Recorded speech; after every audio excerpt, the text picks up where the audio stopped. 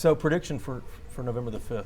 I know. I think I know what you're all going to say. Come on, you know how this is going to end. But seriously, how close is it going to be? What's it going to come down to? What state will it come down to? I don't think it ends on November 5th. There's no way, because these are so close now in these battleground states that you don't have the count by the end of the night, because they, and then they get into these tiny margins where they've got to, go in and do recounts. But why not? We used to have the count by the end of the night. Why aren't we having the count by the end of the night? It should be. I think have we gotten closer? Have these elections have gotten so tight in a handful of states now that I think they're reluctant to call it in a lot of cases. I mean, you saw what happened with Arizona last time and Fox News, and how they came out and called it, and there was all this uproar because it was such a tiny margin.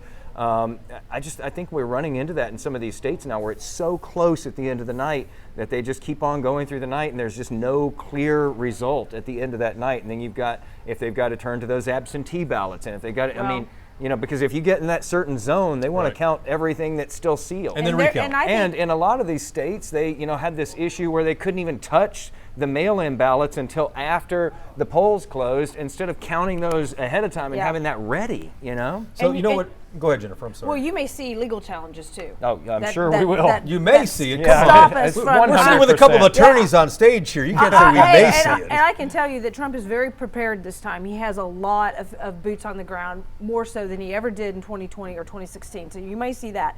But you asked about the state. I think. Yeah, which state? I think it's Pennsylvania. Yeah, I think so too. Yeah. What do you think, Delia? As of now, yeah, I think it's Pennsylvania. But I think in January, we are certainly in Denton County going to be celebrating with President Kamala Harris. Think so? Mm-hmm.